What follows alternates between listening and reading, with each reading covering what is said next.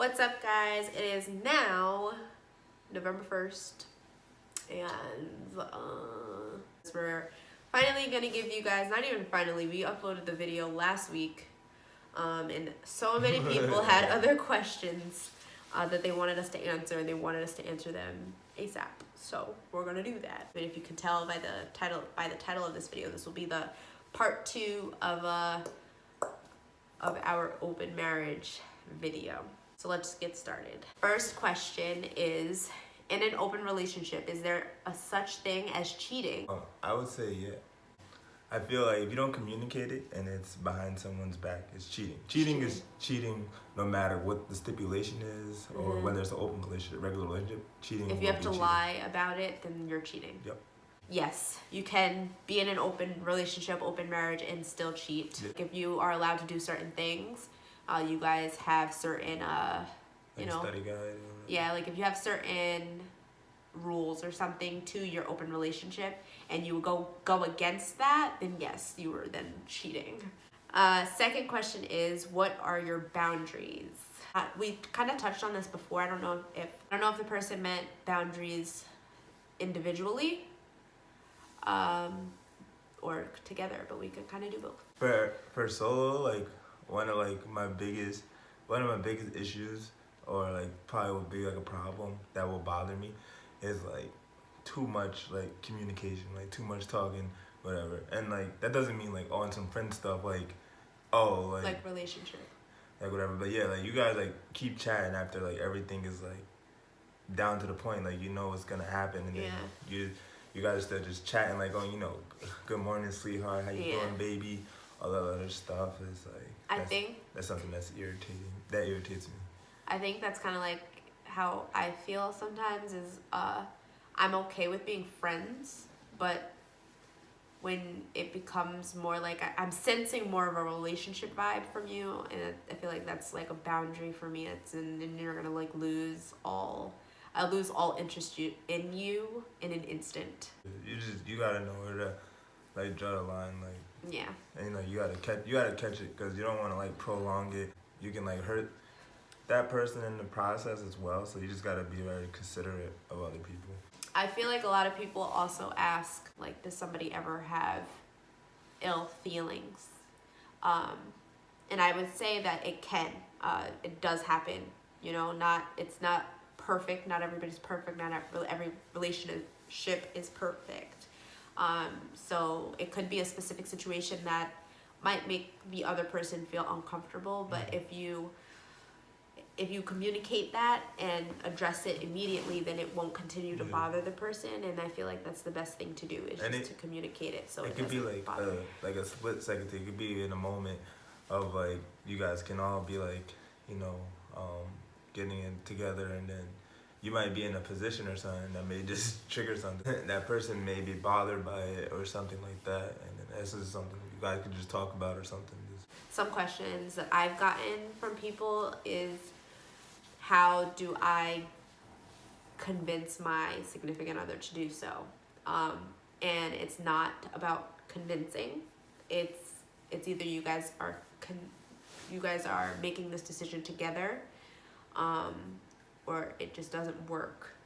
Because if somebody is hesitant about it and doesn't want it, they're going to feel uncomfortable during it, and you don't want to force that. Don't force it. Defeat the purpose, and you're gonna lose the experience, and you're probably gonna end up with you're gonna end up in a worse position later on.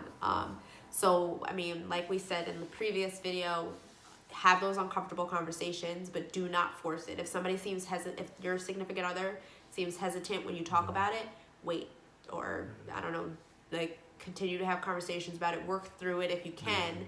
But it's not always going to happen. Like, it's not a sure thing after you have those uncomfortable conversations. It might just be that the person is just not interested, and you have to be okay with that. Like, one of the big things, like, we see, and, like, I know, like, in our generation, like, we are younger, and, like, we're kind of breaking the mold. But, like, one thing, I want everyone to be, like, 100% true to themselves and stuff. And I say that to say this, like, if you're in a relationship and your boyfriend or girlfriend is already cheating on you, do not give it an open relationship type of clause, like to make you feel better. It's already a toxic relationship, Yeah. and then you're just giving him permission or her permission to cheat on you, and you think like that's pretty much the same thing we're doing. That's not what we're doing at all. It's like, not. It's a joint effort, Yeah. a joint decision. I know like some people have questions about open relationship during our pregnancy. I'm barely functional, and I have absolutely no want or need to experience any other person. During this time, for me, I would like to only have any relations with my husband. That might not be how everybody is, but for me, that's just how I feel. For me, like even before the pregnancy,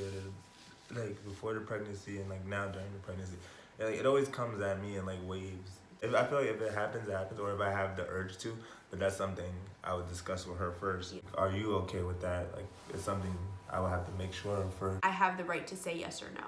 Mm. I have the right to say, I don't feel comfortable with it, or I feel comfortable with it. Pregnancy or not, you gotta learn to respect the no. Yes. And that was something like I was really like not too good on, and like caused like a lot of arguments. Or I keep asking questions. You ask questions looking like, for an a different answer. Like like I was really bad at that. But over time you learn, like you gotta learn to respect the no, and then if it comes up in a different conversation or a different point in time, there may be a different feeling. Yeah. And you guys can have a different conversation and have a different outcome. But Yeah.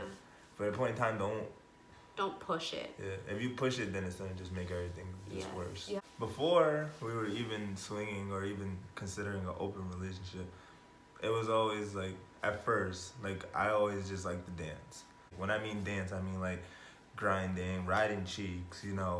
Like might pick a girl up or hang somebody out the window. Like Jamaican dance hall dagger type dance and stuff. But a lot of people would always be like, oh, you're letting him dance like that? Like, what is wrong with her? Like, dancing, for me, I had to, like, explain to her, so, like, I just really enjoy dancing. Like, I don't want nothing else from the person. Like, I dance just to dance.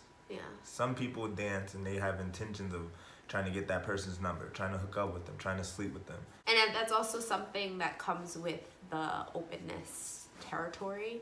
You have to be able to have those conversations. If something is uncomfortable, you have to be able to say that. But in it, it's like, I really don't care if he's dancing with somebody else. I don't care. Like, I'm comfortable and I'm trusting in him, and he's trusting in me if I want to dance. I rarely ever want to dance with anybody because I like dancing by myself. She doesn't even want to dance with me. I don't want to dance with him. So if you guys like see us out and then you're like, he's like, dancing with people, but she's dancing. Go, yeah, exactly. Like, everyone, literally, they will always try and like make me feel bad, or they will try and go to her like, are you okay? Like check on her and stuff. But it's literally like she doesn't like dancing with people, including me, her own husband. Yeah. I try, and then I may get a little dance out of the night, and I have to take that. Like I have to take my 1 or 2 dances throughout the whole night.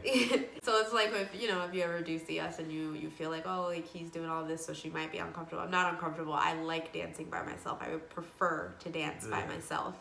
Also with that, like I don't care. It doesn't bother me in the least bit. Like you'll probably, if you see him doing something extra, I'm probably right there next to him. Like go get it. Video proof. Yes. Plenty. And our adventures of like swinging and being open and stuff. What do you guys think? I want to know. Like comment. Tell your experience or whatever. In sex, for sex. How long should it be? Like, how long should it last? When you're being open and you're in a relationship with the people that you're like having sex with or whatever or anything, this is for your pleasure. This is for you, and it's important that you be open with the person that you are having sex with, so that you get pleasure out of it. It takes away from your experience when you kind of allow somebody else's wants and needs to control your experience.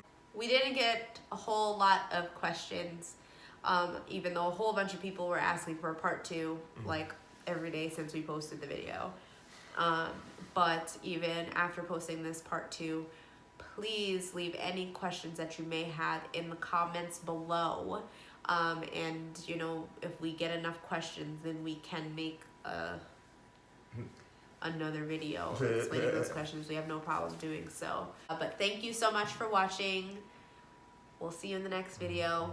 Please like, comment, subscribe, share, tell a friend, and tell a friend, and tell a friend, and all that good stuff. And we shall see you in the next video.